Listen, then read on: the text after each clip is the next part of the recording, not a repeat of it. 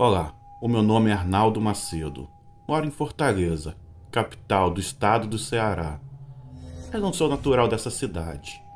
A minha terra natal é Alto Santo, uma pequena cidade que fica na Chapada do Apodi, na divisa com o estado do Rio Grande do Norte.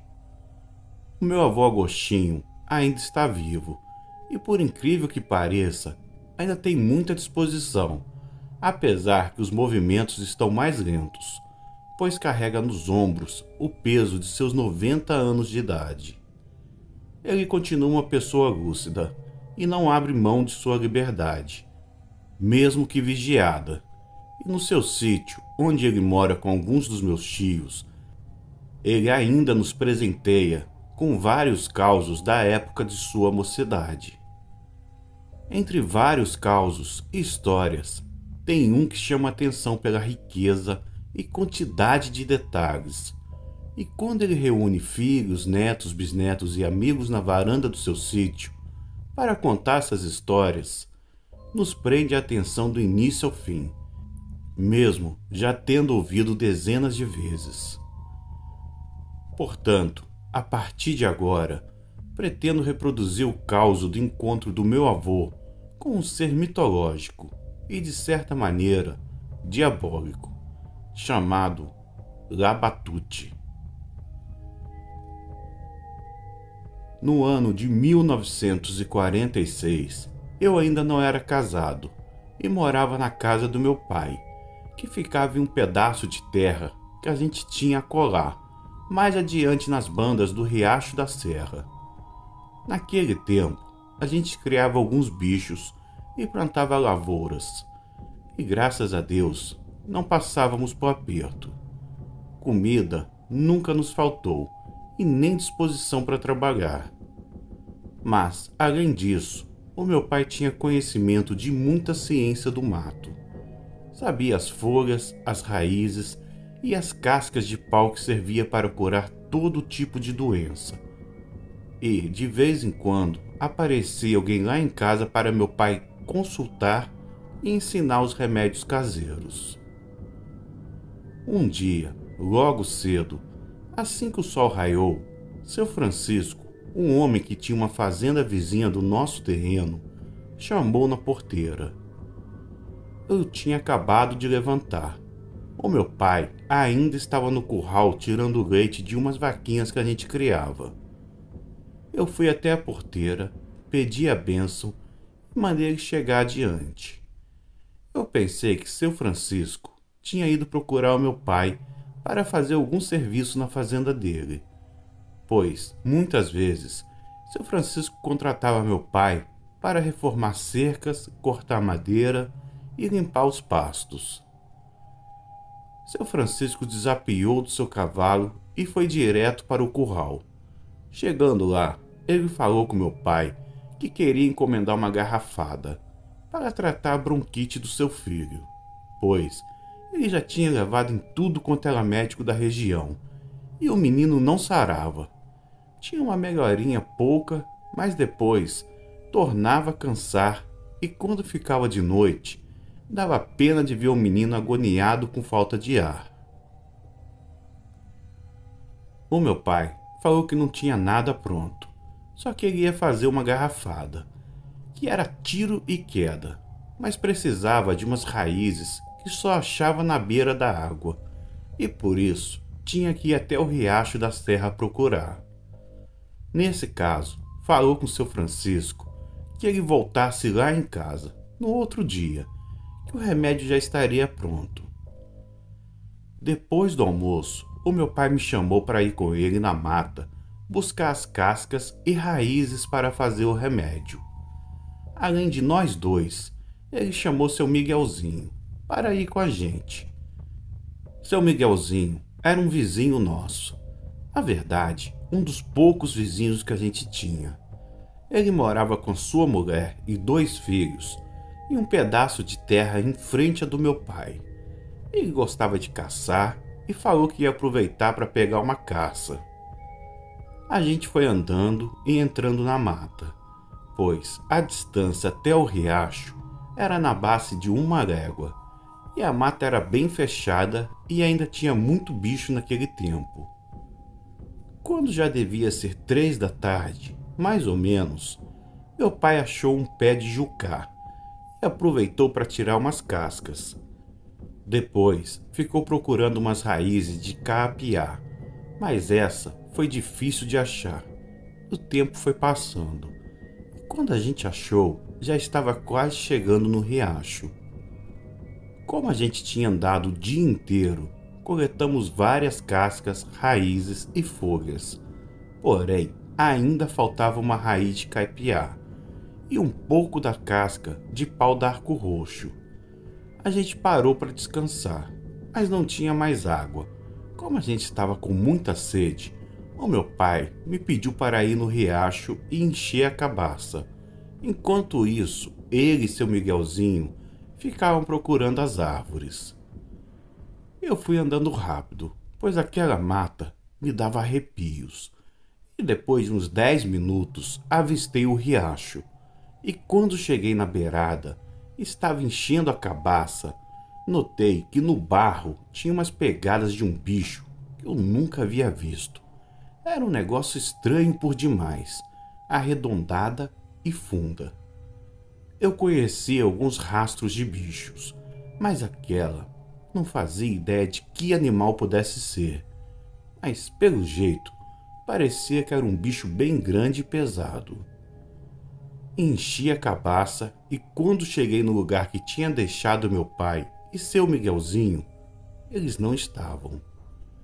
Gritei por eles e seu Miguelzinho respondeu e veio para perto. Depois me falou que meu pai tinha ido mais adiante. Ele me pediu um gole d'água e eu aproveitei e falei com ele sobre o que eu tinha visto. Na hora ele se espantou e me perguntou se eu não estava com pirera. Eu falei que não, que nesse caso ele pegou a espingarda, colocou uma carga boa de chumbo, socou e foi comigo até o riacho, ver como eram essas pisadas que eu tinha falado. Quando a gente chegou lá, ele viu o tamanho e formato. Na hora, ele fez o sinal da cruz e depois ficou olhando de um lado para o outro, com uma expressão de medo. Ele não me disse nada, o que estava procurando, nem que animal tinha deixado aquela pegada.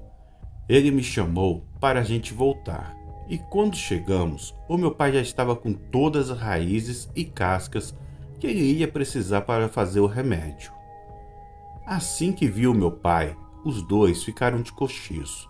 Só que depois daquele momento em diante, seu Miguelzinho e meu pai não se afastavam da espingarda e pareciam estar com medo de alguma coisa, mas não me disseram o que era. A gente começou a voltar e eu perguntei se seu Miguelzinho não ia ficar caçando, pois mais cedo ele disse que faria isso. Seu Miguelzinho me falou que ia deixar para lá e que naquela noite teria lua. O que eu achava estranho foi o fato de que ele sempre caçou e nunca se importou com isso. Para encurtar a distância, subimos uma serrota e pouco depois chegamos em um descampado, mais alto, porém já estava escuro. Quando foi na base de umas 7 horas, faltava pouco para sair da mata. Eu pedi para descansar um pouco. Meu pai e seu Miguelzinho pararam e se escoraram em uma árvore. Mas era nítido os dois que eles estavam apavorados. Eles não me disseram o motivo, mas só pelo jeito que eles estavam, dava para perceber que alguma coisa estava acontecendo. Perguntei por que a gente estava indo embora na carreira, pois o combinado era parar na espera. Depois eu achasse o que foi procurar. O meu pai só dizia que depois que a gente chegasse em casa, a gente confiava. Continuamos caminhando, porém, começamos a escutar uns barulhos altos de mato quebrando. Parecia que um boi bravo vinha andando no meio da mata. Quanto mais a gente andava, mais o barulho chegava perto. Nessa hora, entendi que o medo deles era da criatura que estava fazendo os barulhos. Quando a gente desceu uma ribanceira e antes de pegar uma vereda mais apertada, o meu pai foi na direção de um pé de jucá, bem alto e grosso. Ele chamou a gente para subir depressa. Nessa hora, eu nem questionei. Obedeci e subi o mais alto que eu podia. E os dois fizeram o mesmo. Nós ficamos lá em cima, apagamos o lampião e meu pai pediu para que ninguém conversasse. Não demorou nem 5 minutos. Um bicho grande, cabeludo, andando igual um homem, passou na vereda, que ficava na base de 5 braças de distância. Quando eu vi aquele monstro, quase que tive um passamento. E se eu caísse das árvores, era a morte certa. O meu pai me segurou pela camisa e depois eu firmei. A 1 hora daquela, a lua já clareava a mata. Por isso, deu para ver que na cara do monstro só tinha um olho bem no meio da testa. Da sua boca saía 2 dentes, que eram do tamanho de um palmo de um homem. Eu prendi a respiração de tanto medo. O meu coração disparou. E depois que aquele monstro se afastou, seu Miguelzinho me falou que era esse bicho que tinha deixado a pegada redonda lá na beira do riacho. Nós descemos e fomos andando, ou melhor, correndo pela vereda. E antes das 9 horas, saímos da mata e entramos no fundo do nosso terreno. Seu Miguelzinho seguiu direto para sua casa. Naquela hora, eu fiquei aliviado por ter chegado com vida e agradeci a Deus por ter nos livrado de uma besta daquela. O meu pai foi tomar banho em um banheiro do lado de fora da casa e eu fiquei sentado em um banco ao pé do fogão. Do nada, escutei nosso cachorro latindo na direção da capoeira e depois escutei um ganido e tudo ficou quieto. Eu fui andando, chamando por ele, e vi na boca da mata um monstro comendo o nosso cachorro. Eu voltei correndo para casa. O meu pai já tinha visto. Pegamos as espingardas, entramos dentro de casa e apagamos a luz. O meu irmão caçula começou a choramingar. A minha mãe colocou o peito na boca dele para ele não chorar e ela começou a rezar. Meus olhos estavam cheios de lágrimas. Nunca tinha passado tanto medo. A gente sabia que se aquele monstro entrasse na nossa casa, mataria todo mundo. Não ia sobrar ninguém vivo. Depois de comer o cachorro, ele veio andando e ficou no beiral da casa. O meu pai colocou a espingarda na fresta da janela e apontou para o monstro. Minha mãe e meu irmão correram e entraram no quarto e trancaram a porta. O monstro rodeou a casa e parou perto da janela do quarto onde minha mãe estava. Ele deu um grito e com um só empurrão colocou a janela para dentro. A nossa sorte era que a janela era pequena e o buraco não dava para ele entrar. Minha mãe correu para a sala com meus irmãos. Na hora, meu pai atirou na cara do bicho e isso deixou ele ferido. Meu pai disse para sair correndo para a casa do Miguelzinho. Abri a porta e saí correndo com minha mãe e meus irmãos. Depois, escutei outro tiro e quando olhei para trás, vi o meu pai correndo com uma espingarda na mão. Da estrada mesmo, começamos a gritar por ajuda. Seu Miguelzinho saiu com a espingarda na mão e nos encontrou no caminho. Nós fomos para a casa dele e falamos que o monstro tinha vindo atrás de nós. Nessa hora, ele correu e pegou um rifle e deu uma espingarda para meu pai. E ficamos no terreiro. De lá, escutamos urros e depois ouvimos os animais berrando. E tudo ficou em silêncio logo depois. O meu pai falou que ia voltar, mas seu Miguelzinho aconselhou ele a esperar o dia amanhecer. Ajeitamos um canto para passar a noite, mas eu, meu pai e seu Miguelzinho ficamos o resto da noite acordado, com medo do monstro voltar. E quando o sol nasceu, meu pai levantou e foi no nosso sítio. A gente foi com ele e vimos que tinha em volta da casa um monte de pegada, igual a que vimos na beira do riacho, e sumiu também 2 cabras. Aquele dia, meu pai preparou o remédio para o fígado do seu Francisco, e meio-dia ele veio buscar. Meu pai contou os apuros que a gente passou, e seu Francisco nos deu guarida por uns tempos na fazenda dele. Meu pai ficou trabalhando na reforma das cercas, mas depois de 2 semanas, ele resolveu voltar para nossa casa, e o monstro não apareceu mais. Meu pai falou que ele devia estar de passagem e a gente deu azar de encontrar com ele. Em todo caso, toda noite de rua, meu pai preparava as espingardas e reforçou as portas e janelas da nossa casa. Essa foi a história que meu avô nos conta. Uma boa noite a todos.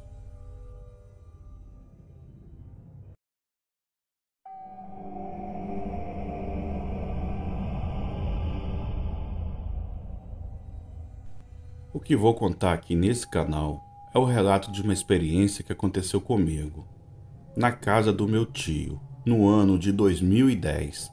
E, sinceramente, aquela noite serviu para me mostrar que muita coisa nesse mundo ainda precisa ser desvendada para depois ser entendida. O meu nome é Gustavo Lemos, tenho 32 anos de idade e moro na cidade de Santarém, aqui no estado do Pará. E o sufoco que eu e meus familiares passamos não desejo para ninguém. No mês de janeiro daquele ano, um primo meu, sobrinho do meu pai, chamado Denivaldo, saiu de sua cidade chamada Tucumã e veio ficar um tempo com a gente na nossa casa, pois ele teve malária e meu tio resolveu trazer ele para fazer o tratamento aqui na cidade, que tem muitos mais recursos. Passadas algumas semanas, ele se recuperou totalmente e por isso voltou para Tucumã, e nesse caso eu fui com ele na viagem. Na verdade, a casa do meu tio não fica bem na cidade. A casa deles se localiza em uma comunidade mais para dentro da zona rural do município, na beira de um rio. Assim que chegamos na cidade, o meu tio já estava esperando, porém ainda faltava um bom pedaço de estrada e a gente ainda viajou por quase 2 horas, até que finalmente chegamos em sua casa. Chegando à comunidade, eu não entendia como meu tio tinha coragem de morar num lugar daquele, longe de tudo. Nós chegamos ao início da noite e logo depois começaram as visitas. A casa ficou cheia. Toda hora, um entrava e outro saía para ver o meu primo. Foi então que descobri que nessas comunidades as pessoas são unidas, se protegem e se importam umas com as outras.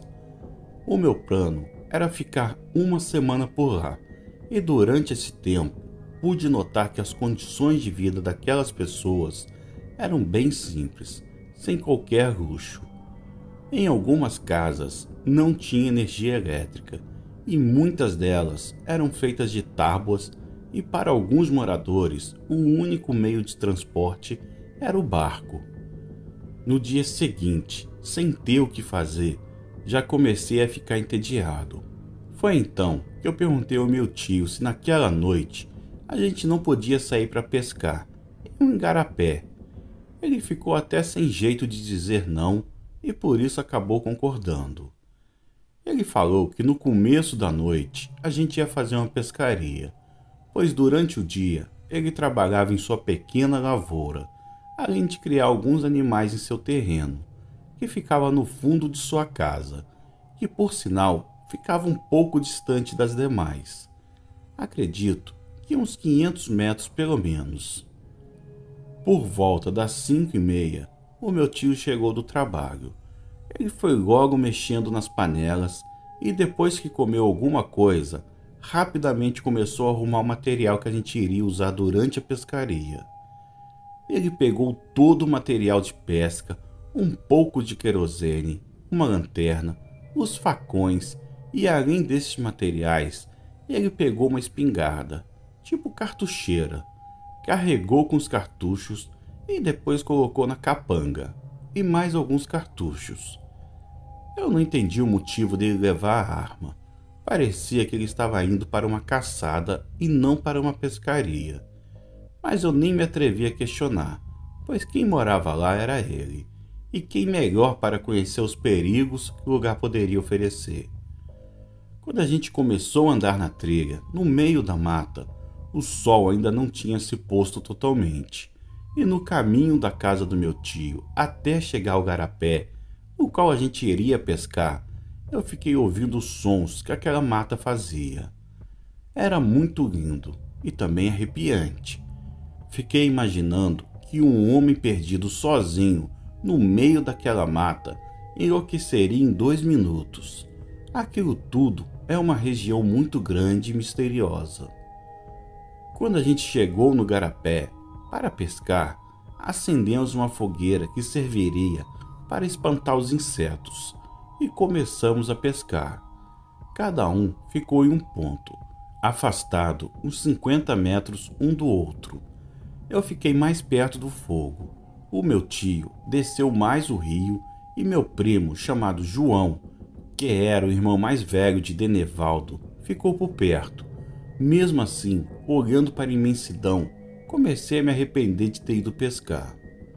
Aos poucos, a lua foi surgindo e começou a clarear em nossa volta. Contudo, eu ainda me sentia inseguro, porém não tive a humildade de chamar meu primo ou meu tio. Aos poucos comecei a pescar alguns peixes e relaxei. Não demorou muito, escutei um grito vindo do meio da mata, que me fez tremer de medo. O grito era alto e assustador, mas parecia estar longe. Logo depois, eu escutei passos de pessoas correndo na minha direção e também vi as luzes da lanterna. Era o meu tio e meu primo. O meu tio parecia muito assustado. Ele pegou logo a sua cartucheira, que tinha ficado onde eu estava, e falou que era para a gente sair da mata. Eu nem quis saber que criatura tinha feito aquele barulho, mas só de olhar a cara de espanto do meu tio e do meu primo, eu sabia que era um bicho bem perigoso. A gente caminhava, ou melhor, corria pela trilha, sempre olhando para os lados, e de repente começamos a ouvir uns barulhos se aproximando.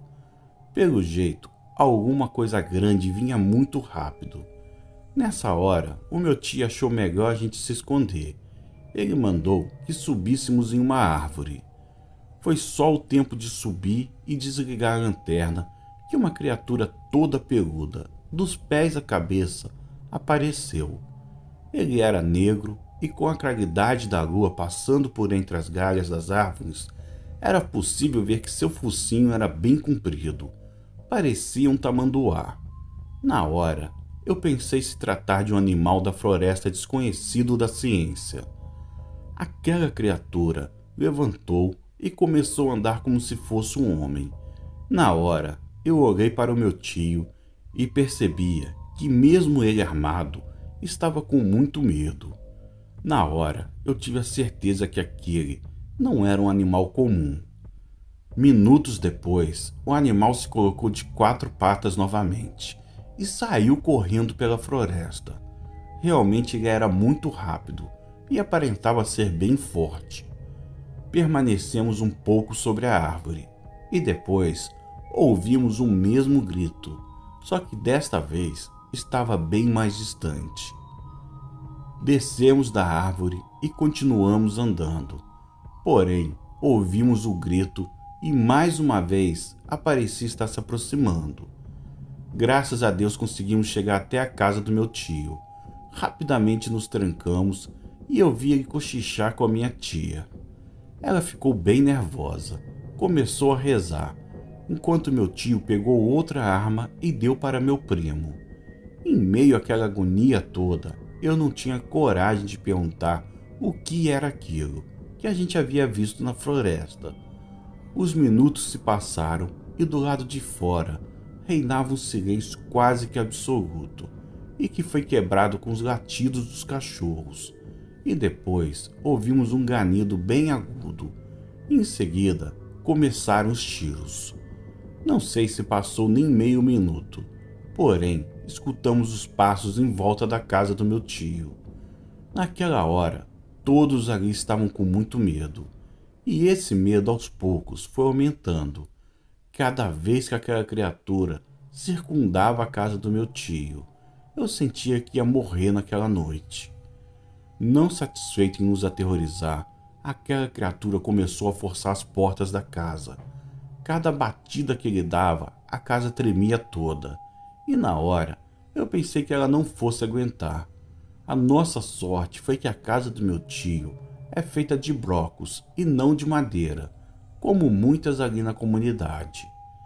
Passados alguns minutos, a criatura começou a cheirar na parte de baixo da porta, e como tinha uma pequena brecha, ela colou o focinho quase dentro.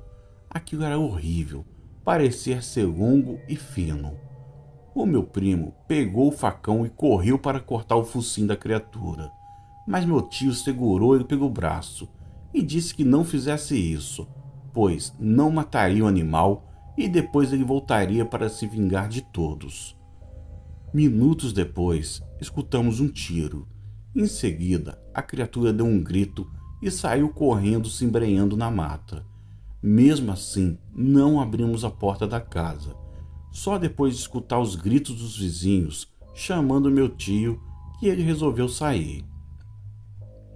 Passados alguns minutos, o meu tio voltou e os homens foram para suas casas. E naquela noite, não aconteceu mais nada. Porém, no outro dia cedo, assim que o sol nasceu, foi possível ver algumas pegadas bem estranhas em volta da casa. Elas eram arredondadas e, se fosse maior, eu diria que um elefante passou por lá. Mas, infelizmente, não foi só a nossa casa que foi visitada. Uma outra família que mora um pouco mais para dentro da mata perdeu alguns animais, pois a criatura passou por lá e devorou uma cachorra e seus filhotes. Naquele dia eu tive a certeza que não é só a malária e outras doenças que metem medo, pois aquela criatura parecia ser muito mais perigosa que qualquer doença da região. Na hora do almoço, o meu tio nos disse que os mais velhos da comunidade desconfiavam que a criatura que atacou a casa era uma pessoa que tem a triste sina, mas que debilmente morreria com arma, seja tiro ou faca. Ele ainda me disse que esse tipo de pessoa se torna violenta e vingativa. Por isso, se ele atacasse a criatura e deixasse viva, ela voltaria e acabaria com tudo que ele tem, e até mesmo com a sua família. Eu já tinha ouvido história de lobisomem e perguntei ao meu tio se aquilo era um. Ele disse que de certa maneira sim, mas não exatamente. A sua resposta me deixou ainda mais confuso. Porém, depois de pesquisar, descobri que o nome da criatura é capelobo. Em todo caso, fiquei na sua casa até o final da semana, e geralmente ia até o igarapé pescar com meus primos quando fosse dia, pois, de maneira alguma, eu teria coragem de entrar em uma mata à noite com uma fera daquelas à solta. Acredito que ainda hoje aquela criatura ainda anda pela região, pois o que não falta é mata para se esconder durante a noite e atacar pessoas desavisadas que se atrevem a entrar em seu território. Uma boa noite.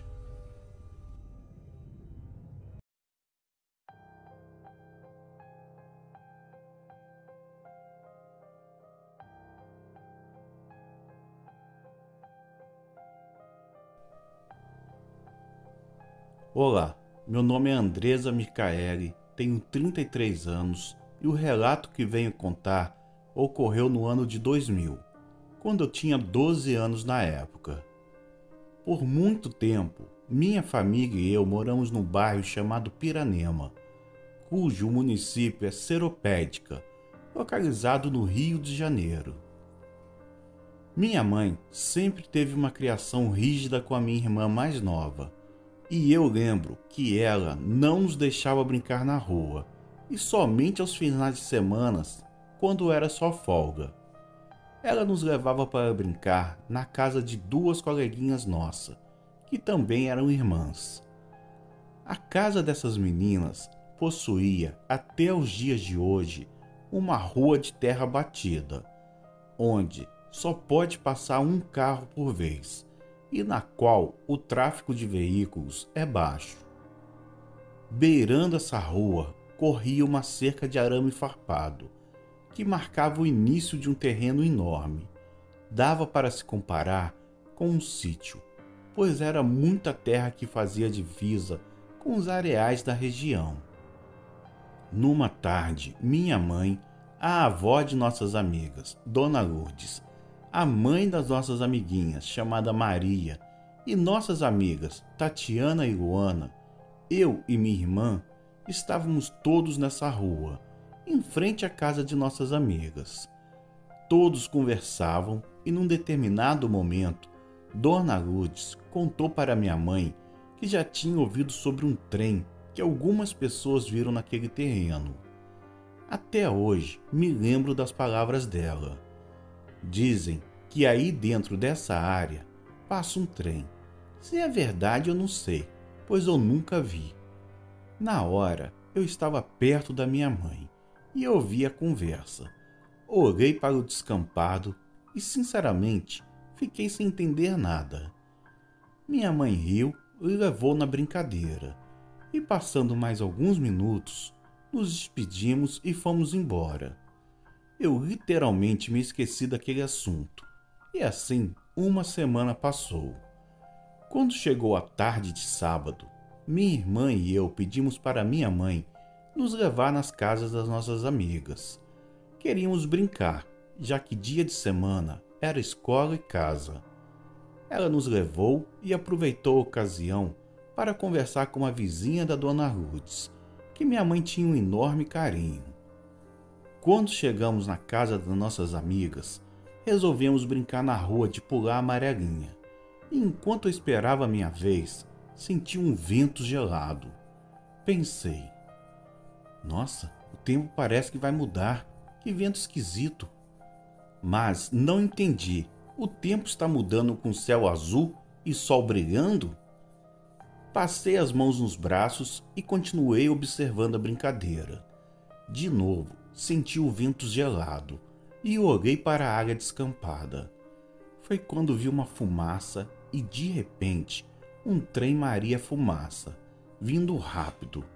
Ele parou e vi uma plataforma de embarque com algumas pessoas. Pude ver bem nítido um homem vestido de preto e chapéu. Vi também uma senhora com duas meninas, todas vestindo roupas de época. Quando o trem parou, elas entraram. Então, o trem voltou a andar pelos trilhos. Naquele momento, eu pensei que a locomotiva iria passar e se aproximar mais, e assim eu poderia ver melhor. Estava intrigada com o que via. Contudo, de repente, a locomotiva fez uma curva fechada, com uma rapidez assombrosa, e sumiu, assim como a plataforma e as pessoas. Perguntei para minha irmã se ela tinha visto algo, e ela afirmou que não. Então, perguntei para as nossas amigas, e ambas também negaram ter visto a locomotiva ou a plataforma cheia de pessoas. Fiquei sem entender nada, como só eu vi aquilo tudo e as outras meninas que estavam comigo não. Mais tarde naquele dia, contei o que vi para os meus pais. Ninguém comentou nada comigo, apenas pediram para eu esquecer o que tinha visto, mas aquela cena não saiu da minha mente. Um bom tempo se passou, meses para ser exata. Eu não tocava mais no assunto do que tinha visto. Tinha vergonha de relatar para alguém de fora e ser taxada de mentirosa ou de ter alguns parafusos a menos. Lembro que num domingo, meu pai teve a brilhante ideia de ir visitar um casal de amigos, que morava num areal da região. E para não irmos pela estrada, pois era perigoso, tinha movimento de carros e alguns caminhões carregados de areia, meus pais resolveram cortar caminho pela área onde via a locomotiva passar. E assim fizemos. Quando passamos por debaixo da cerca, eu resolvi tirar aquela história do trem a limpo e resolvi ir no local onde a locomotiva passou. Convenci meu pai a ir comigo. Quando cheguei no local, fiquei caçando no meio do mato algum vestígio de trilhos, dormentes ou até mesmo a plataforma, e não vi nada. Na hora o meu corpo tremeu e as pernas ficaram bambas. Olhei para o meu pai e falei: "Eu vi, pai, foi aqui, por aqui que passou. Como não pode ter nada aqui?" Meu pai riu e disse: "Filha, você viu um trem fantasma, não é coisa desse mundo." Eu fiquei em pânico, jamais pensei existir trens fantasmas. Já ouvi muitas histórias de fantasmas, contos de lobisomens e outros, mas não de uma locomotiva.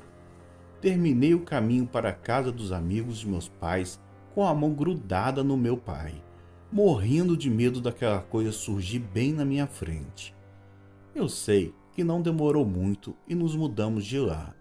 Às vezes, quando passo por lá, pela pista principal que liga um município ao outro, ainda olho para o local, sem acreditar que tão nova testemunhei algo sobrenatural. Bom, esse é meu relato. Obrigada por ler e uma boa noite.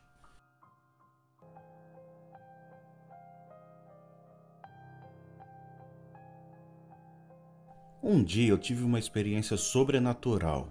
Eu não sabia que uma pessoa muito próxima a gente havia morrido. Em uma noite, eu fui dormir com minha mãe e comecei a reza para poder dormir. Então, eu me virei para o lado e vi uma pessoa que é muito próximo da gente. E ele estava todo de preto, o corpo inteiro, menos o rosto dele. Ele ficou me olhando o tempo todo. Ele estava sentado nos pés da cama da minha mãe. Eu fiquei apavorado com aquela situação e não entendi como ele tinha entrado na nossa casa. Mas eu resolvi chamar minha mãe porque já estava muito apavorada, sem entender o que estava acontecendo. Então eu chamei: "Mãe, acorda." Ela acordou e me perguntou o que era. Eu falei que tinha uma pessoa que estava com a gente, ao pé da cama. Ela perguntou quem era. Eu falei o seu nome. "Vou chamá-lo de João." "O João está aqui com a gente." Ela ficou sem reação e eu chamei novamente minha mãe e disse que ele estava me olhando. E perguntei a ela o que eu fazia e por que ele estava aqui. E como ele fez para entrar na nossa casa. Ela falou que ele morreu no rio e era impossível dele estar com a gente agora. Mas eu falei: "Mãe, ele está aqui, ao pé da cama, me olhando." Ela apenas perguntou se eu orei antes de dormir, e eu disse que sim. E logo depois, ela virou e dormiu.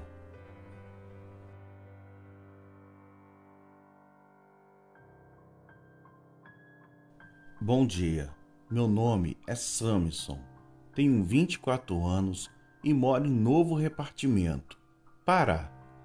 Tem gente que não dá a mínima para assombração e alma penada.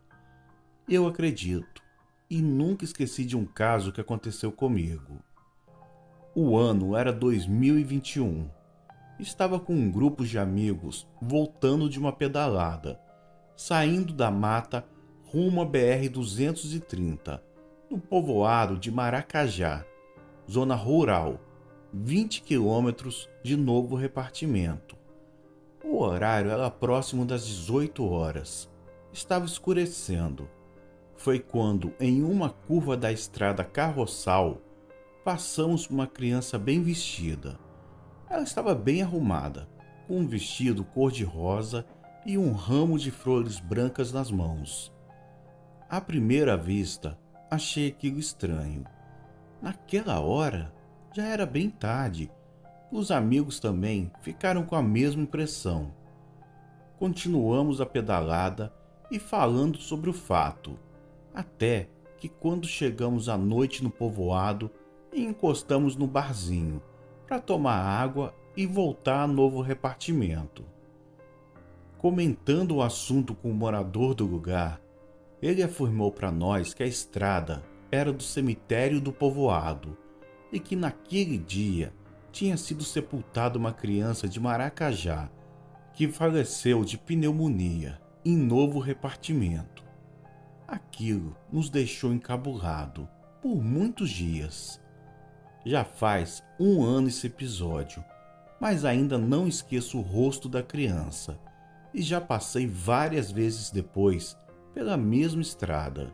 Espero que todos gostem. Tenho vários outros relatos que aconteceram comigo e com meu pai, nas matas aqui do Pará. Um forte abraço para todos.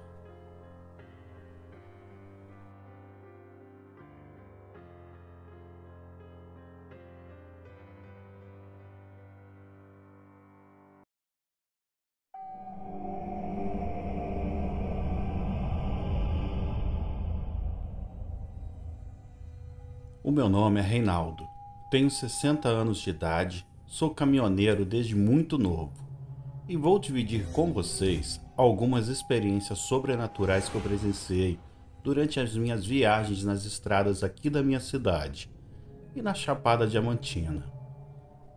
No início dos anos 80, aconteceu o aquecimento da economia aqui da região, com o cultivo de café, e nessa época eu dirigi o caminhão da minha família, levando pessoas para realizar a colheita em algumas fazendas da região. No meu caso específico, eu levava essas pessoas que moravam na cidade de Wagner, mas também algumas que moravam no povoado chamado Arrecifes, ou Gambá, como é mais conhecido. Povoado esse que pertence à cidade de Lagedinho e fica à distância de 12 quilômetros. Era assim que a gente dividia as tarefas. 4 horas de manhã, meu irmão mais novo trazia o pessoal do povoado até Wagner. Daqui eu levava para as fazendas e por volta das 7 horas da noite ele levava o pessoal até o povoado e ficava esperando para a volta na madrugada seguinte. Não me lembro do dia da semana e nem a data do mês quando eu tive a primeira experiência, mas sei que na boleia estava viajando com meu pai e a mulher de meu primo, se chama Ana. Já devia ser 4h30 da madrugada. Naquele dia eu estava indo para a fazenda Rio Bonito e a estrada era por Cachoeirinha, que é um povoado aqui da cidade, distante mais ou menos 10 quilômetros da sede, e que naquela época a estrada não era asfaltada. Assim que entrei na estrada, do nada, eu vi um homem pedalando uma bicicleta dessas de barra circular. Pela hora, achei que poderia ser algum dono de sítio que morava na cidade e estivesse indo para a roça. Porém, o estranho foi que eu não conseguia acompanhá-lo. Descia e subia a ladeira e ele continuava na minha frente. Depois de uns 3 quilômetros, meu pai disse: "O que é, Reinaldinho? Para que essa carreira toda?" Quando olhei o velocímetro, estava marcando quase 80 por hora. E por ser estrada de cascalho, uma velocidade dessas era muito perigoso. Na hora, eu falei que queria passar logo pelo homem de bicicleta. Foi então que meu pai olhou para mim e disse: "Que bicicleta? Está vendo alguma bicicleta aí na frente, comadre Ana?" Ana disse que também não estava vendo nada, mas eu continuava enxergando o homem pedalando em minha frente. Em todo caso, diminuí a velocidade, e depois de 2 quilômetros, quando estava em frente à casa branca da Jota, o homem evaporou como se fosse fumaça. Aquilo foi bem assustador, mas segui viagem e na volta não vi nada, mas aquilo ficou encasifado na minha cabeça e tive certeza que não era coisa desse mundo. A minha segunda experiência foi bem pior, pois, como falei anteriormente, o meu irmão era que levava o pessoal até o povoado e ficava lá para voltar de madrugada. Não me lembro do motivo, mas sei que foi em uma sexta-feira, dia de pagamento. A gente chegou da fazenda em Wagner por volta das 8 horas da noite. Meu irmão não pôde levar o pessoal no Arrecifes. Não lembro se ele tinha viajado ou estava doente.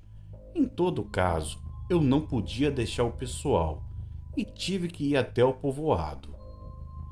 Meu pai e algumas pessoas que moravam em Wagner desceram e eu fui só na boleia. Ainda chamei minha prima para ir lá dentro comigo, mas ela disse que estava muito suja, cheia de lama e preferia ir em cima da carroceria mesmo. Segui a viagem e depois saí da cidade e passei pela subida do colégio. A boleia gelou. Senti um frio que as minhas pernas começaram a congelar e por isso subi os vidros. E quando estava perto do terreno do seu tinhor, ouvi um barulho de respiração e quando olhei para o lado, misericórdia, tinha um homem grande, branco, sentado do meu lado. Na hora, eu comecei a passar mal. Ele não disse nada, nenhuma palavra, só ficou parado olhando para a frente. Como o medo foi tanto que eu fiquei paralisado e não conseguia tirar o pé do acelerador. O caminhão começou a ganhar velocidade e depois de alguns minutos ouvi batidas no teto da boleia e ouvi gritos de desesperos, perguntando se eu estava doido e queria matar todo mundo com uma carreira daquela. Parece que eu voltei em si e nessa hora o homem desapareceu e eu consegui frear o caminhão, mas não tive força para descer, nem mesmo abrir a porta do caminhão. Algumas pessoas desceram e começaram a bater no vidro. Foi então que eu abaixei e eles perceberam que eu estava tremendo e com o coração acelerado. A minha prima, Bidinha, me perguntou se eu estava passando mal.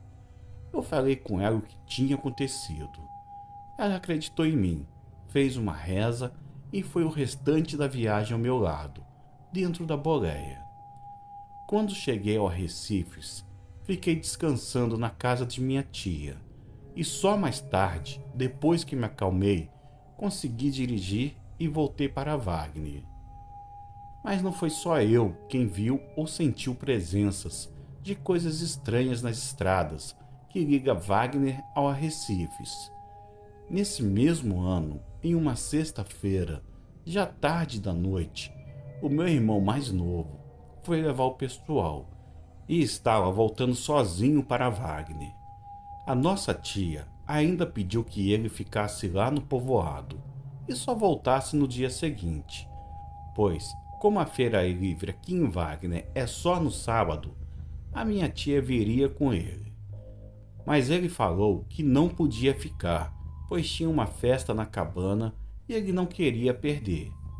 Sendo assim, ligou o caminhão e seguiu viagem. Pouco depois, quando passou em frente à localidade chamada Barro Vermelho, escutou uma pancada na carroceria, como se alguma coisa tivesse caído em cima dela. Ele não deu importância, mas depois de alguns minutos, escutou um som parecido com gemido, como se alguém passando mal estivesse sentado na carroceria. Ele ficou com medo, mas continuou dirigindo, e seja lá o que fosse que estivesse na carroceria, foi andando e se aproximando da boleia. Quando ele estava em frente à fazenda Asa Branca, alguma coisa sentou ao lado dele. Porém, ele não viu nada. A criatura fez um gemido que ele se apavorou na hora. E a reação foi desligar o caminhão e sair correndo, saltar a porteira e começar a pedir ajuda ao pessoal que morava na fazenda. Quando chegou em frente à casa, o pessoal que conhecia ele perguntou o que aconteceu.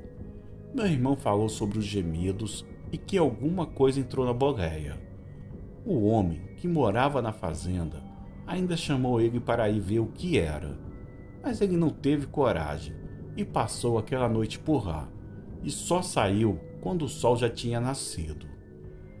Daquela noite em diante, ele nunca mais viajou só entre Wagner e Recifes, e nas sextas-feiras que ele voltaria sozinho, ele sempre levava algum amigo para fazer companhia, pois ele ficou assombrado.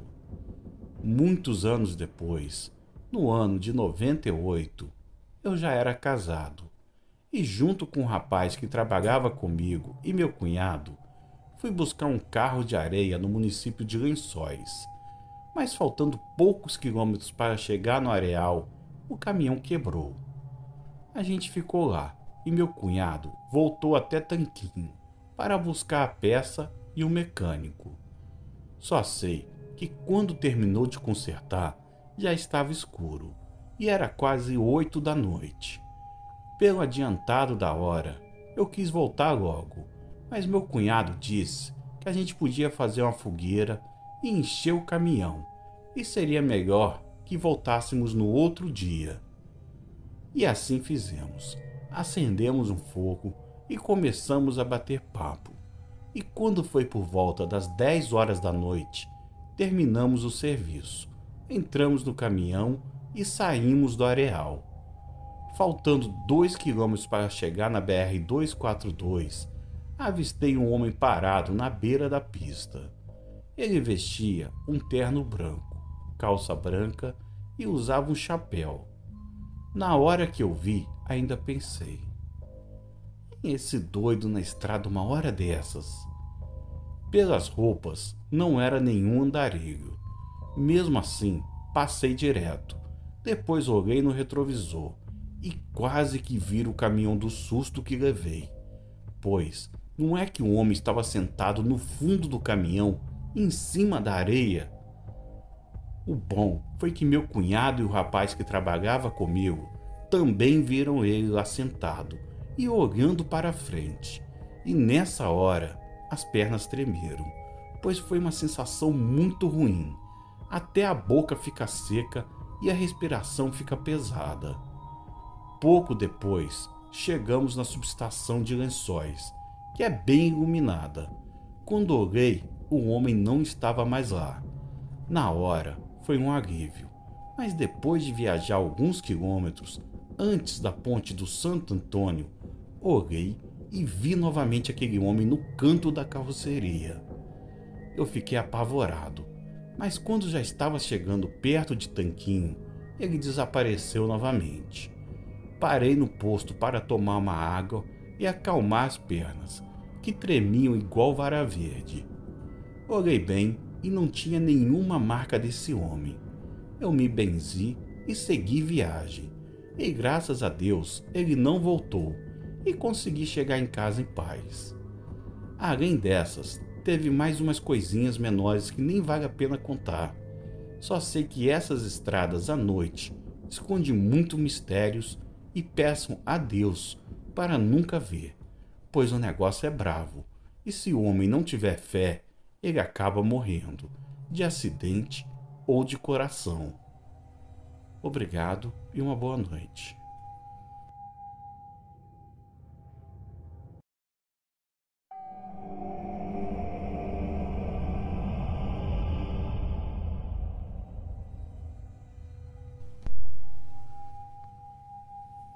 Meu nome é André, moro em Mesquita, região metropolitana do Rio de Janeiro, e tenho um amigo que é empreiteiro, dono de uma pequena construtora. Eu trabalho com ele fazendo reformas e ampliações de prédios privados ou públicos. No ano de 2018, o meu amigo conseguiu um contrato maneiro para fazer uma reforma em uma escola de uma cidade pequena próxima a Resende, só que no estado de Minas Gerais. A reforma não seria estrutural, era serviço simples de manutenção. Nós devíamos apenas pintar o prédio, trocar portas e janelas, fazer a manutenção da rede hidráulica e elétrica. No início da semana, o meu patrão me pediu para ir até a cidade e conversar com o diretor da escola, avisar que iniciaríamos os serviços na segunda-feira da semana seguinte. Eu peguei o carro e fui para ver em que condições a escola se encontrava, e também alugar uma casa para que eu e a equipe de trabalho pudéssemos ficar durante o período da reforma. Quando eu cheguei, pude perceber que a escola era bem bonita, um prédio antigo, bem preservado e com uma grande área externa. Conversei com o diretor e ficou acertado que na segunda-feira seguinte, eu e o pessoal colocaríamos a mão na massa.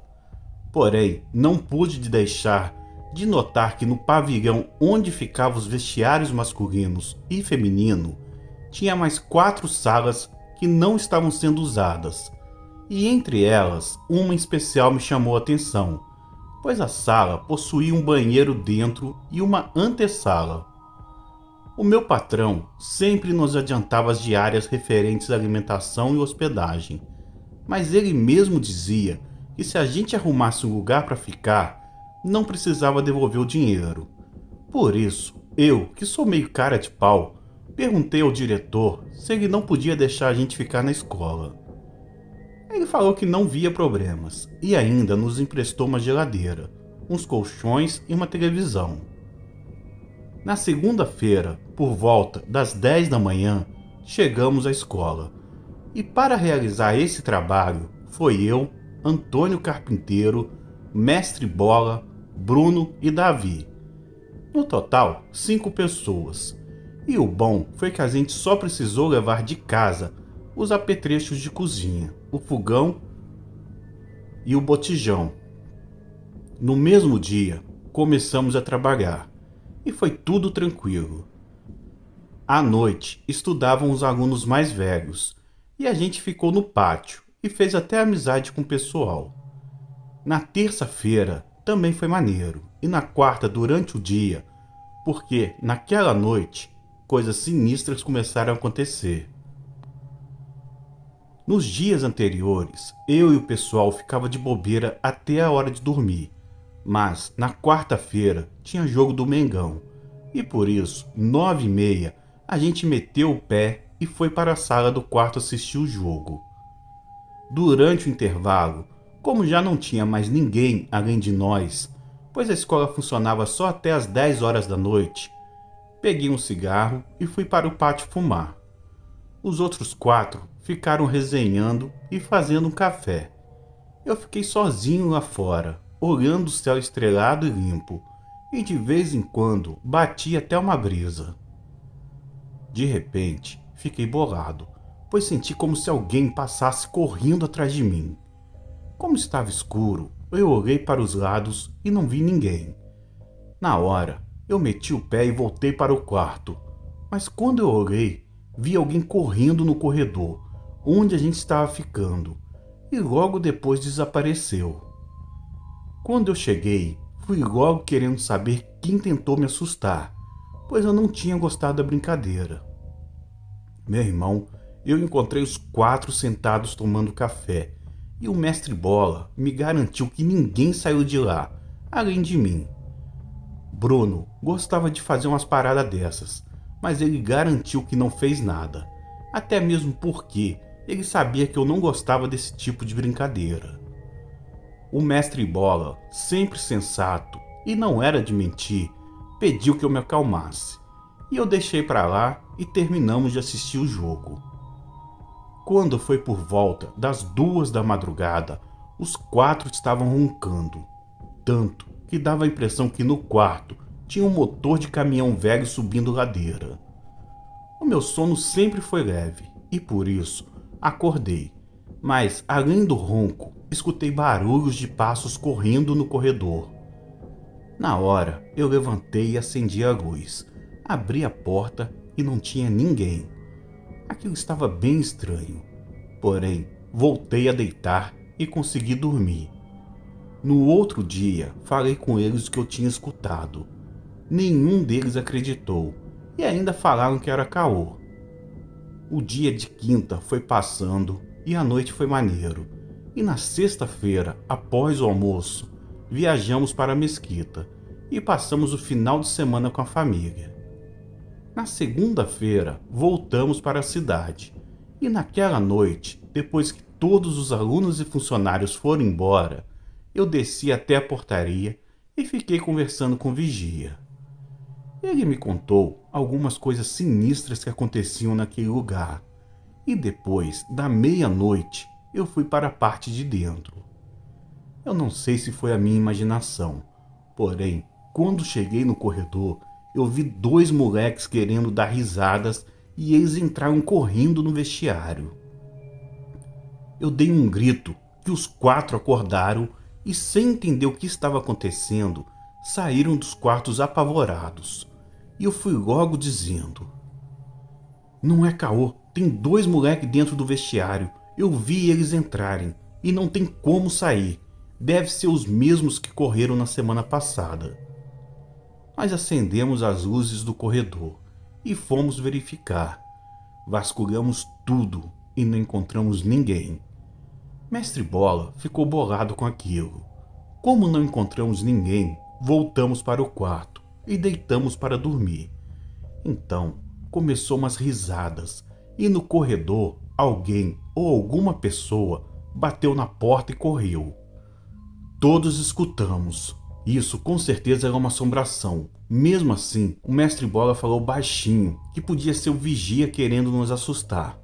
A única explicação razoável era essa, pois se na escola tinha 6 pessoas e 5 estavam no quarto, o único que poderia fazer essa brincadeira era ele. Acendemos a luz do quarto e ali por perto não tinha ninguém, nem mesmo os barulhos.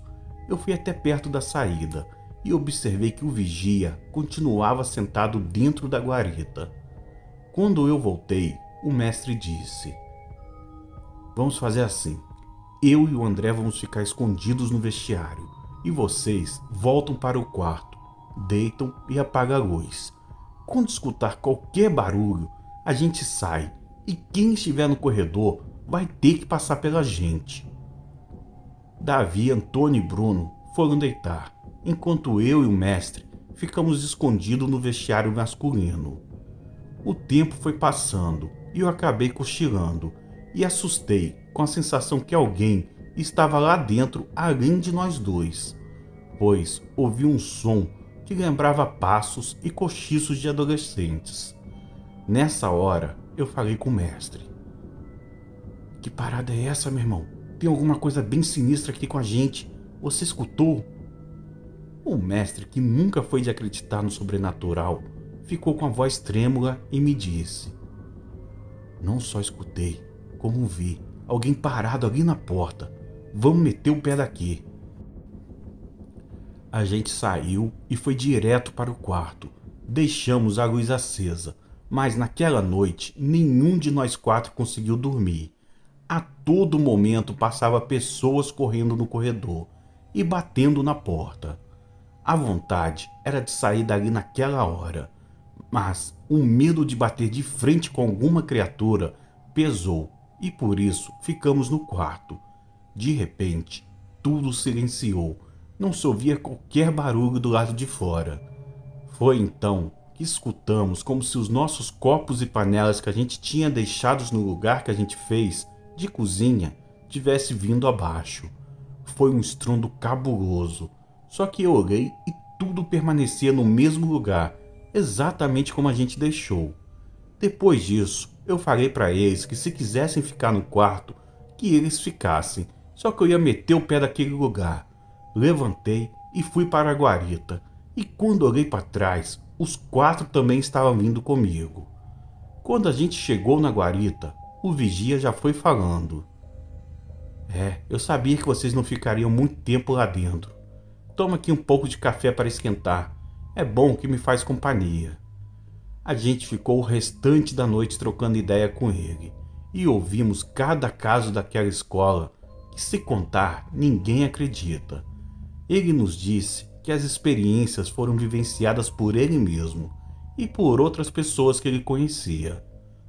Uma que me chamou a atenção foi que, segundo o vigia, em uma noite, um professor da escola ficou na sala dos professores, corrigindo provas até tarde. e por volta das 9h30 foi ao banheiro, que ficava no mesmo corredor. Quando ele estava voltando para a sala, viu alguém que parecia ser um aluno entrando na sala dos professores. Ele apressou o passo e quando chegou perto, a porta se fechou. Pensando que fosse o aluno querendo aprontar, ele correu e foi logo gritando. Mas quando abriu a porta da sala, que é a última do pavilhão, não viu ninguém lá dentro.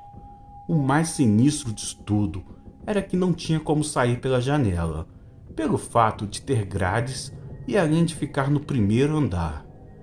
O professor olhou em todo lugar e não viu ninguém. Na mesma hora, pegou os materiais e meteu o pé, e daquele dia em diante, ele não ficava sozinho na sala dos professores durante a noite. Ficamos na guarita até o sol nascer, só assim voltamos para o quarto. Naquele mesmo dia, deixei o pessoal trabalhando e fui procurar uma casa para alugar.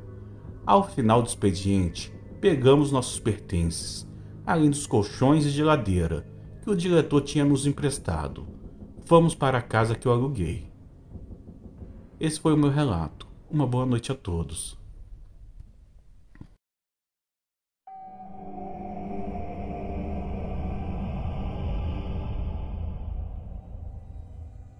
Meu nome é Oliveira, eu tenho 65 anos. E esse relato aconteceu quando eu tinha 12 e fui passar uns dias na fazenda do meu avô João. Ele morava no interior de Minas Gerais. Eu cheguei na fazenda por volta das 6 horas da manhã. Logo, eu vi os peões tirando leite de vacas. E meu avô me esperava na porta com a minha avó. Na fazenda, logo chegou também 2 primos meus e ficamos em um quarto nós 3. A noite estava muito bonita e meu avô estava deitado na varanda, fumando seu cachimbo e conversando com os vaqueiros. Mas eu percebi que o meu avô estava armado, assim como os outros vaqueiros. Então, nós pedimos para brincar lá fora, e ele respondeu que não. Durante a noite, ninguém ia sair de casa. Eu perguntei o porquê. Ele então respondeu: meu neto, à noite é de certas coisas que é muito melhor a gente não se encontrar com elas. Eu não entendi muito bem, mas minha avó me chamou para dentro com os meus primos. Na fazenda não tinha energia elétrica e à noite a gente usava a lamparina na querosene. Minha avó trouxe para nós um pedaço de bolo e leite quente. Depois que nós tomamos, ela mandou que nós fôssemos nos deitar bem cedo, e assim nós fizemos. Mas antes de dormir, ela ensinou a gente a rezar. Ela ia rezando e nós íamos acompanhando o que ela dizia. Então, eu e meus primos nos deitamos cada um em uma rede. Nós ficamos conversando sobre que criaturas da noite o meu avô havia falado. Nós começamos a imaginar um monte de assombração. Mas quanto mais a gente falava em assombração, mais ficávamos com medo. Então ouvimos um barulho lá fora, tipo de madeira sendo quebrada. Abrimos um pouco a janela e vimos uns 3 vaqueiros fazendo uma grande fogueira e jogando lenha dentro. A fogueira ficava bem perto do curral dos bois. Então vimos os vaqueiros subirem armados em uma árvore e ficarem lá em cima. Eles estavam tipo vigiando o gado. Mas depois de ver aquela cena, pensamos que talvez eles estivessem vigiando o gado de onças. E voltamos para nossas redes e fomos dormir. Já na madrugada, ouvimos barulhos de tiros e um grande alvoroço na fazenda. A gente já ia abrir a janela quando minha avó entrou no quarto e disse: "Psst, fiquem quietos." Então eu perguntei: "O que está acontecendo, vovó?" Ela disse: "Nada demais, é só ficar em silêncio que logo vai parar." Então ficamos em silêncio. Mas ao contrário do que minha avó tinha dito, aqueles barulhos de tiros não pararam. E só quando o galo estava cantando, aquele barulho realmente parou. Já de manhã, encontramos o meu avô conversando com alguns vaqueiros e fomos até eles. E deu para ouvir um vaqueiro dizer: Patrão, dessa vez a criatura não ficou com medo dos tiros e atacou 2 bois. Nós atiramos nela, mas a criatura é muito rápida. Quando eles viram a gente chegando perto, logo mudaram de assunto. E nós perguntamos: Que criatura, vovô? Ele respondeu: É um lobisomem. Nós olhamos um para os outros. Então, ele mandou com que sentássemos em uma raiz de árvore, que ele iria contar a história. Ele começou assim: Há várias noites, uma criatura, que parece um animal, mas anda como um homem, vem atacando nossa fazenda. Ela já matou muitos dos nossos gados e também já tentou entrar na casa dos trabalhadores. É um animal enorme e com grandes garras e presas. Então, eu mandei os vaqueiros ficarem de vigia à noite e comprei várias armas para eles se defenderem.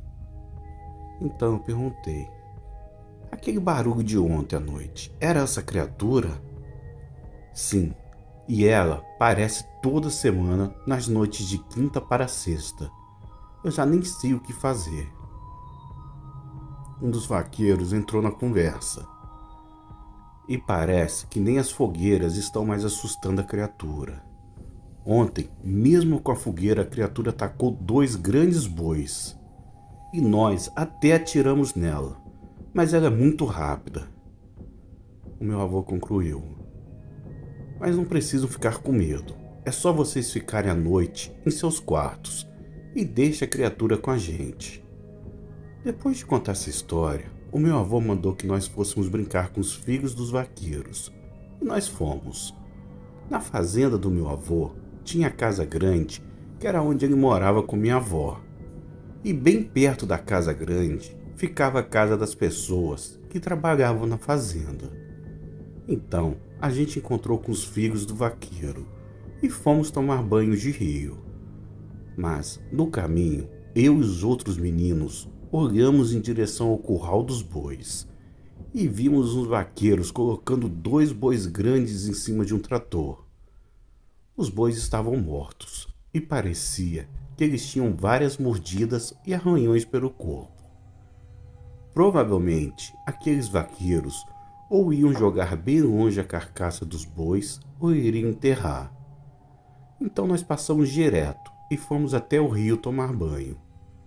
Nós nos divertimos muito e às 11 horas voltamos para a fazenda para almoçar. E depois fomos brincar de novo. Mas quando começou a escurecer, vimos que os filhos dos vaqueiros pararam de brincar. E eles disseram: Já está escurecendo, vamos voltar para casa. Eu falei: Vocês estão com medo do lobisomem? Os meninos responderam: Lógico, a criatura come o que acha pela frente. Imagina se ela encontra só crianças. Não quero nem imaginar o que ela é capaz de fazer com a gente. Eu respondi: Rapaz, deixa de ser medroso. Isso é talvez só uma onça. E o meu avô disse que se for um lobisomem, ele só vai aparecer na próxima quinta-feira. Um dos meninos falou: Mas é bom não arriscar. Então fomos rápido para casa. Onça ou lobisomem, a gente não queria arriscar. Já na casa do meu avô, a gente estava sentado na varanda. E como de costume, os vaqueiros estavam lá também. Eles estavam falando em vários assuntos, até que um dos vaqueiros disse: Patrão, já é quase 8 horas. Eu vou para o meu plantão de vigiar o gado. Meu avô falou: Não te preocupa, hoje não é quinta-feira. A criatura não vai aparecer. Eu perguntei: Vô, como o senhor tem certeza de que é um lobisomem e não uma onça? Meu avô respondeu: Tem várias testemunhas que já viram a criatura, inclusive eu e sua avó. Uma onça não anda sobre 2 patas, e essa coisa anda. Uma onça não destroça um boi e mata só por matar, E essa coisa matou os bois apenas por diversão. Há muitas semanas ela vem tentando invadir a casa dos trabalhadores. E só não conseguiu invadir porque eu comprei armas para eles se defenderem. E essa coisa pensa igual gente, porque ela sabe que os vaqueiros agora estão armados. Então, o meu avô, olhando para o vaqueiro, disse: "Conta para eles, Anastor." Então o vaqueiro, que se chamava Anastor, começou a falar: "Essa criatura é um lobisomem, e disso eu tenho toda certeza. Eu já olhei ela atacando os bois, mas só come os bezerros novos. Os bois grandes, ela só mata por matar. Então, resolvemos acender fogueiras à noite, perto do gado. Isso é melhor para a gente enxergar a criatura. Está dando certo. Toda vez que ela vem atacar, a gente recebe ela com chumbo." Eles continuaram contando vários relatos, e foi quando minha avó me chamou com meus primos e mandou que fôssemos nos deitar. Depois de ouvir a história, eu e meus primos fomos dormir, e minha avó, depois de rezar com a gente, já ia saindo, quando eu perguntei: "Vó, a senhora sabe por que essa coisa só ataca nas noites de quinta para sexta-feira?" Minha avó respondeu: "É porque quem se transforma só se transforma por bruxaria, e nas noites de quinta para sexta-feira é a melhor data da semana para se transformar nessa coisa." Depois de dizer isso, minha avó saiu do quarto. Os dias foram se passando e a quinta chegou. Quando anoiteceu, todos da fazenda já estavam em suas casas, menos os vaqueiros e meu avô. Logo, os vaqueiros foram para o curral dos bois, e nessa altura a gente já estava no quarto também. Minha avó foi e rezou com a gente, como de costume. E depois que ela saiu do quarto, nós fomos direto para a janela e ficamos só com a cabeça aparecendo na janela. Nossa intenção era de ver o lobisomem.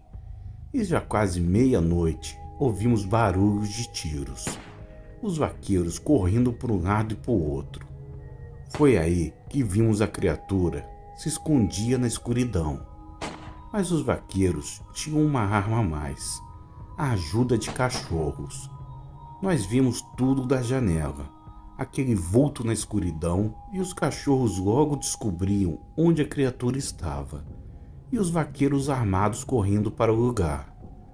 Foi aí que aquela coisa passou bem em frente à fogueira, e nós pudemos ver o que era. Parecia um enorme cachorro, só que andava de pé. Os olhos daquela criatura brilhavam, refletindo a luz da fogueira. Foi aí que um vaqueiro apareceu com os cachorros e a criatura voltou de novo para a escuridão. Então a gente trancou a janela e voltamos para nossa rede. Novamente os tiros só pararam por volta das 5 horas da manhã. Minha avó toda hora entrava no quarto e a gente fazia que estava dormindo. Na manhã seguinte, resolvemos contar tudo o que a gente tinha visto para nossos avós. Eles deram um sermão na gente. Disseram que a criatura podia ter visto a gente na janela. Era bem provável dela nos atacar, já que nós éramos só 3 crianças. Eles disseram que tivemos sorte. E nós nunca mais fizemos isso. Os dias da semana foram se passando, e foi uma certa tarde que na fazenda chegou uma grande jaula, com 2 partes, como se fosse para prender 2 animais grandes. Perguntamos para o meu avô para que ele ia usar aquilo. Ele respondeu: "É uma armadilha para pegar a criatura viva, e de manhã, quando o sol aparecer, ela vai se destransformar. E eu vou poder saber quem é a pessoa que vira isso e vou mandar dar uma surra que ele nunca mais vai esquecer." Eu perguntei: "E como a armadilha funciona?" "É simples. Uma vaca teve um bezerro essa semana. E como a criatura gosta de comer bezerros, eu vou colocar o bezerro de um lado da armadilha e do outro a porta da jaula. Quando o lobisomem entrar, a porta fecha sozinha. E pronto, é só esperar amanhecer. No outro dia, o meu avô mandou chamar o padre na cidade para benzer a jaula. E o padre veio e benzeu, mas disse que depois de capturar a fera, não era para matar. Meu avô garantiu que não mataria, mas ia dar uma boa surra. O padre sorriu e foi embora. Então, durante a semana, os vaqueiros começaram a construir ao lado da jaula um curral, de modo que a jaula ficasse por dentro e as madeiras por fora. O serviço ficou bem feito. A gente nem notava que tinha uma jaula dentro do curral. Então, a quinta-feira chegou. Os vaqueiros colocaram um bezerro do lado protegido da jaula e deixaram o outro lado aberta. Encostaram a porta do curral e acenderam uma fogueira, para a criatura não desconfiar de nada. Logo a noite caiu e fomos para o nosso quarto. Dessa vez não ficamos na janela, mas dava para ouvir o bezerro berrando na jaula. Por volta das 2 horas da madrugada, ouvimos vários tiros e gritos de alegria. Então, ouvimos bater na porta da nossa casa. Ouvimos a voz do meu avô. Abrimos a janela e vimos o meu avô e outros vaqueiros com lamparinas nas mãos e sorrindo bastante. Foi aí que minha avó entrou no quarto e foi logo dizendo: "Vocês na janela de novo?" Eu já ia explicar quando ela disse: "Mas não precisa mais ficarem com medo. A armadilha do seu avô deu certo. Os vaqueiros vieram avisar que a criatura caiu na armadilha. Então minha avó mandou a gente voltar e dormir, e de manhã a gente ia ver quem era a fera."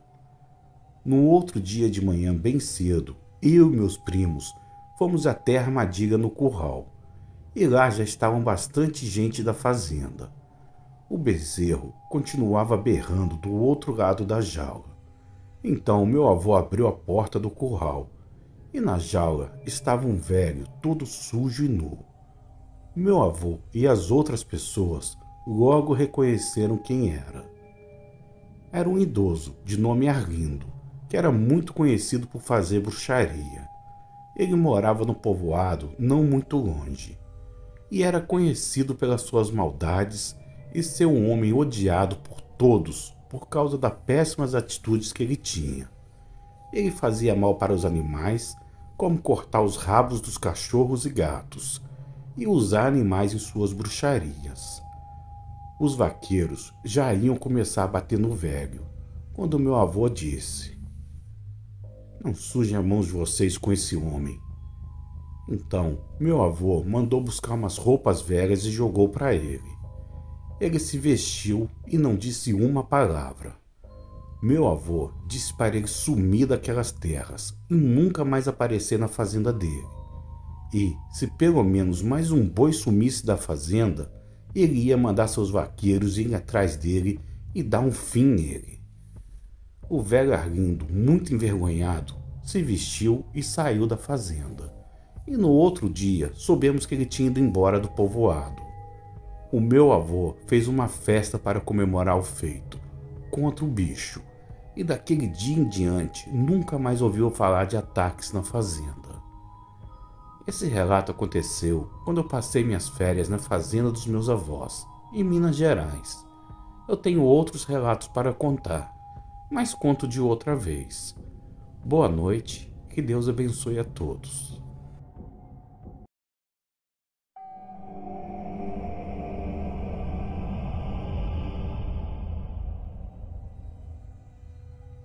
No ano de 1986, fui morar com meus avós numa cidadezinha chamada Quixeramobim, sertão central do Ceará.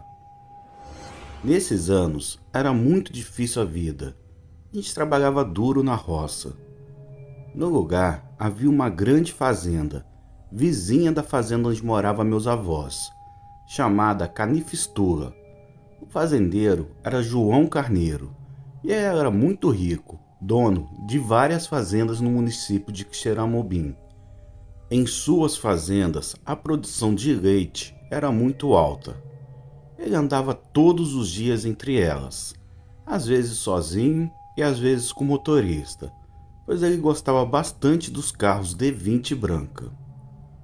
Uma das suas viagens com o motorista Zé, apareceu um ser que falou que tudo que ele tinha era dele, as fazendas, o gado e até a sua alma.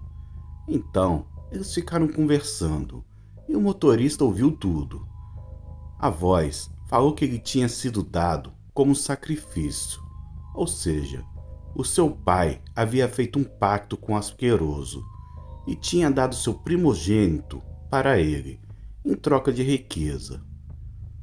O pai dele ficou muito rico e esse era o pagamento. O fazendeiro ficou muito assustado e mandou o motorista ir direto para Canindé. Chegando lá, pediu para rezar uma missa para ele. Quando ele saiu da catedral, o asqueroso reapareceu e disse que nada adiantaria dele rezar, que ele em breve viria pegar a alma. O tempo passou e as fazendas estavam prósperas. O fazendeiro, muito rico, mas ele não deixava ninguém pescar nos seus açudes. Sempre tomava as redes dos moradores que pescavam nos açudes. Nos anos de 99 a 2000, ele morreu e fizeram uma igreja em sua tumba. O impressionante aconteceu. Todas as fazendas dele entraram em ruína, até a sede. Toda a riqueza sumiu. Muitos moradores foram embora. Ninguém sabe se a coisa veio cobrar o que tinha dado anos antes. Hoje, só vejo as lembranças do lugar e outras fazendas abandonadas ou vendidas por familiares. Esse é o meu relato. O meu nome é Marcos. Uma boa noite a todos.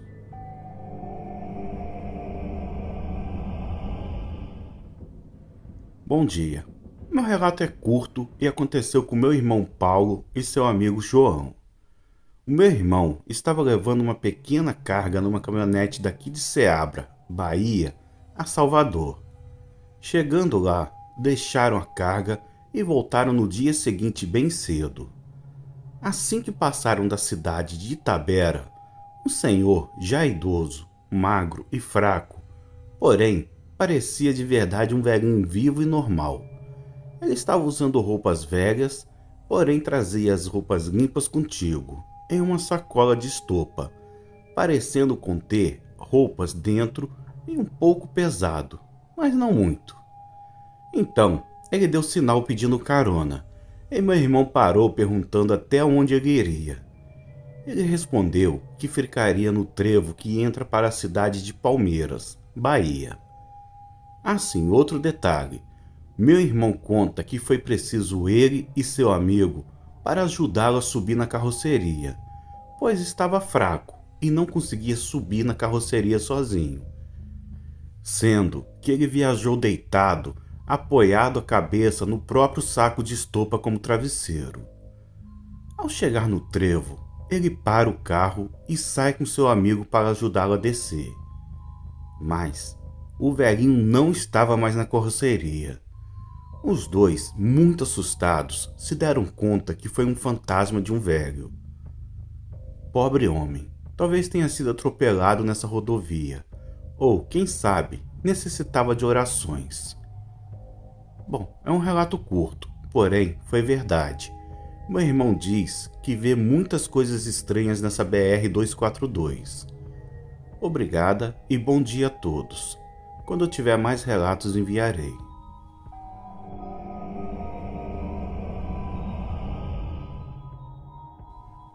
Olá, meu nome é Cláudia, sou do Paraná, litoral. Eu tinha uns 12 para 13 anos quando eu morava na Serraria do Rocha, em Paranaguá, quando aconteceu coisas que para mim foram horríveis. No bairro onde eu morava tinha muito mato na época, e o banheiro ficava lá fora de casa.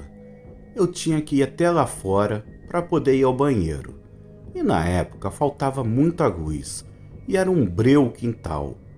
E até hoje eu não sei explicar o que tinha no mato, que na época era cerca viva. Nesta cerca viva, que era a cerca de fora do nosso quintal, se mexia algo assustador. Eu lembro que era só ir ao banheiro que esse ser sacudia o mato todo e vinha na minha direção com tudo. Eu entrava em pavor, sem entender o que era aquilo. Não era raposa e nem um tipo de animal desse mundo, pois ele corria nesse mato muito rápido e dava para ouvir o mato se quebrando. Era horrível. E logo comecei a estudar à noite e pensa no desespero para passar perto do portão até chegar dentro de casa. Inclusive, minha irmã também via essa coisa. Quer dizer, ela via esse alvoroço no mato. O meu irmão Cláudio também presenciou isso. Nós tínhamos muito medo. Uma certa vez, eu não aguentava mais essa coisa nos perseguindo. Fui deixar bem claro aqui que nunca deu para ver o que era. E tinha dos dois lados da cerca, pois era uma cerca viva, de sapateiro. E como eu ia dizendo, uma vez eu não aguentava mais de medo dessa coisa. Eu acabei enfrentando-a. Eu estava chegando em casa quando a criatura começou a correr no mato, vindo em minha direção. Ela vinha quebrando tudo. Um detalhe importante: esse bicho associava para dentro quando vinha em minha direção. E outro detalhe importante é que o mato era todo trançado, pois quem conhece esse tipo de planta sabe que não tem como correr dentro dela. É impossível, devido aos galhos serem trançados um no outro. Neste dia em que eu desafiei, ele cresceu no mato.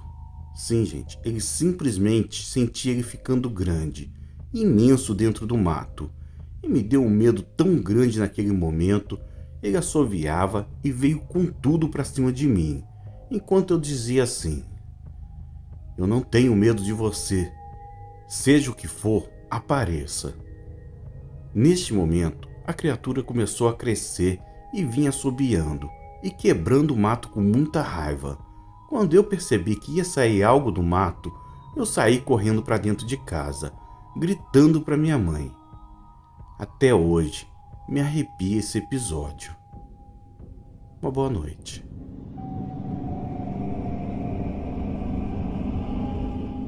Boa noite. Me chamo Marcelo Magalhães, o mesmo do relato da aparição na estrada de Itaituba, no Pará. Venho aqui contar um outro caso que me aconteceu no ano de 2009, na BR-319, Transamazônica. Na época, eu trabalhava com caminhão boiadeiro, que era de um amigo meu. Eu peguei uma carga de boi na fazenda Mafra, próxima à cidade de Vilhena, com destino a Manaus. Um trecho longo de estrada ruim com muitos buracos. Saí da fazenda por volta do meio-dia e segui viagem até um povoado chamado Cachoeira. Tomei banho em um posto de beira de estrada. Jantei e começou uma chuva muito forte. Como a carga tinha horário, resolvi seguir viagem. Como estava carregado, resolvi cobrir a gaiola do caminhão com uma lona para proteger o gado que ali se encontrava, e seguir viagem por aquela estrada. Estava chovendo muito, com ventos e trovoada, quando, a uns 10 quilômetros à frente, vejo uma figura assombrosa andando bem à frente. É um ser todo de branco, que andava de modo estranho, e de repente sumiu. Eu fiquei arrepiado e com muito medo. Continuei a dirigir desviando dos buracos. A chuva passou. Já se passava das 2 horas da madrugada quando escutei um estouro no pneu dianteiro. Desci para fazer a troca do pneu, peguei as ferramentas e soltei o pneu do estepe. Eu estava soltando os parafusos e quando estava colocando o pneu e apertando os parafusos, ouço gritos horríveis na estrada e barulhos de correntes. Eu não liguei e continuei apertando os parafusos. Quando olhei para o lado direito, vi aquela figura suja de sangue, acorrentada e gritando na hora. Eu fiquei paralisado, não tive reação nenhuma, e aquilo se aproximando cada vez mais. Peguei as ferramentas e coloquei no caminhão. Entrei e saí dali o mais rápido possível. Olhei no retrovisor e aquela criatura ainda estava lá. Cheguei no meu destino e não comentei com ninguém, pois lógico que ninguém iria acreditar. Ainda rodei por 2 anos nessa rota. Eu vi vultos, assovios e muitas outras coisas, mas nada se compara àquela assombração que vi naquela noite, do dia 10/2 de 2009.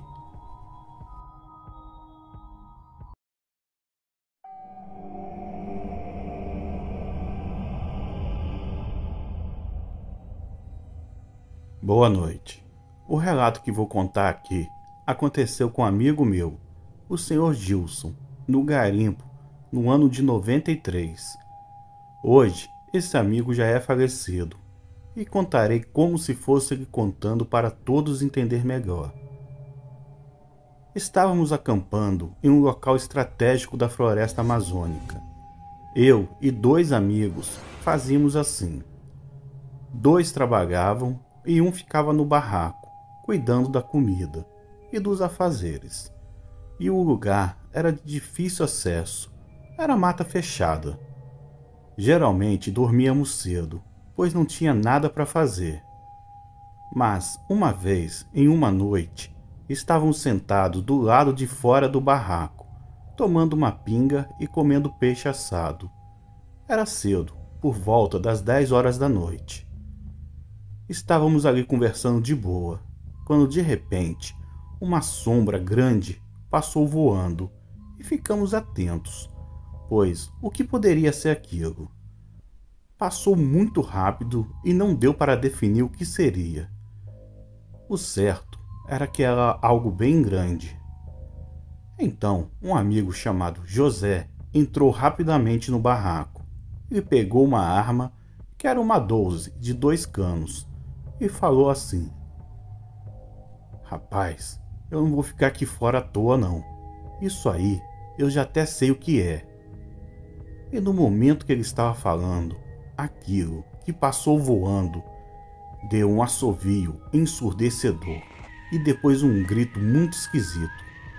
Tinha uma pequena fogueira e estávamos sentados em um banco de madeira improvisado e tínhamos feito uma clareira ao redor do barraco para melhorar a visão. Perguntamos ao José que criatura seria essa e ele disse: "Isso aí é uma matinta pereira, uma criatura demoníaca. E dizem que são pessoas que viram através de pacto, ou por meio do livro de São Cipriano." Ficamos em alerta, pois a criatura estava rodeando o barraco e se movimentava muito rápido. Em um momento, estava na copa das árvores e em seguida no chão, em meio à vegetação. Estávamos apavorados, pois não sabíamos a intenção da criatura, mas, com certeza, não era coisa boa.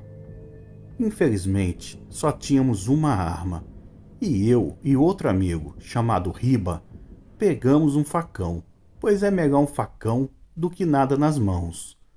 Aquela situação durou por uma meia hora, mais ou menos, até que em um determinado momento a criatura resolveu dar as caras. A uns 20 metros de distância, vimos sair da mata uma figura estranha que parecia uma velha e tinha asas e cabelos desgrenhados, olhos pretos como a noite, e seus pés eram como de uma águia e fedia como um morcego. O José, que estava com a arma, disse assim: "Vai de reto, Satanás. Aqui não tem nada para ti não. Mas se você der mais um passo em nossa direção, eu vou meter fogo em você." Eu confesso a vocês que nunca imaginei que tal criatura existisse, pois aquilo parecia um demônio ou o próprio diabo. A criatura falava algo que não dava para entender, e mesmo nós tendo uma arma de grosso calibre e sendo 3 homens, estávamos com muito medo, pois não sabíamos a capacidade da criatura. Em seguida, a criatura deu alguns passos em nossa direção, e José deu um tiro certeiro que pegou na barriga da matinta. O tiro ecoou na floresta, que os pássaros que estavam dormindo voaram. A Matinta soltou um grito muito esquisito, mas continuou de pé. Ficou meio que cambaleando, mas ficou de pé, por incrível que pareça. O pânico era tão grande que sequer tínhamos forças de levantar os pés do chão. Era algo que só quem passou sabe explicar. Ficamos olhando um para o outro, sem acreditar em tudo aquilo que estava acontecendo naquele momento. Pois bem, a Matinta estava ali na nossa frente, e ferida, mas de pé, e teríamos que fazer mais alguma coisa para evitar uma segunda investida da criatura. O Riba, que era o mais corajoso, pegou um baicon, aqueles de matar mosquito, e com um isqueiro produziu uma chama de fogo e chegou próximo à criatura que estava debilitada e ateou fogo em seus cabelos. E parece que ela sentiu mais do que o tiro, pois aquilo saiu pulando no meio das árvores, dando gritos e quebrando galhos. Com certeza o fogo incomodou muito. E aqueles gritos foram ficando distantes, até que sumiu no meio da floresta. Mas, mesmo assim, passamos a noite acordado e alerta, pois ficamos com muito medo da Matinta voltar para se vingar. No outro dia cedo, vimos que ao invés de sangue, a criatura soltou uma gosma preta fedida, algo insuportável.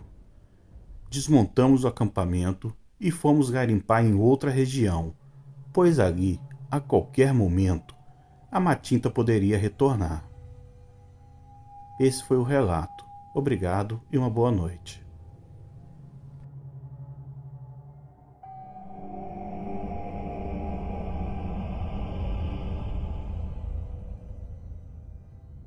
Olá, sou Dani, moro em São Benedito, Ceará. Nesse relato, quero contar o que me aconteceu nas minhas férias no sítio, em Ibiapina, Ceará, durante minha viagem de férias na casa de minha mãe. Na época, eu tinha 13 anos, hoje estou com 23. Estava uma noite linda e clara, nada de anormal. Eu e meu irmão fomos à casa de um amigo, Pedro, que por sinal ficava em um sítio tranquilo. Caiu a noite e resolvemos sair para dar umas voltas, conhecer o local. A casa de Pedro era um pouco distante. Estávamos curtindo bastante aquela noite. Houve uma festa lá perto. Fui até uma venda para comprar vinho. Porém, era um pouco longe. Era mais ou menos umas 10 horas da noite. Estava tudo tranquilo até aquele momento. Porém, o que ouvi logo depois, jamais esqueço. Passei por uma ponte e ouvi uns barulhos estranhos, vindo de uma mata. Fiquei curioso, porém com muito medo. Não conhecia bem o local. Resolvi dar uma olhada, me armei de toda a coragem que não tinha e fui até uma moita para averiguar o que era aquilo. Eu vi uma criatura horrorosa. Feia, grotesca, magra, alta, olhos grandes e fedia bastante. Temendo que aquela criatura me visse, voltei correndo para trás. Estava a uns 2 quilômetros de distância da festa. Então olhei para trás e estava com muito medo, mas tive que fugir, pois iria acontecer algo pior. Mas graças a Deus, cheguei em paz. Meu irmão perguntou o que eu tinha visto, por que eu estava naquela situação, ofegante e nervoso. Falei que ele não acreditaria em mim. Na manhã seguinte, perguntei a Pedro se ele tinha avistado aquela coisa. Ele disse que sim, mas preferiu não tocar nesse assunto, porque lhe causava um medo muito grande, um calafrio, receio por ter presenciado esse fato. Depois daquele momento, nunca mais fui àquele lugar, mas, anos depois, Pedro me convidou novamente a lhe visitar.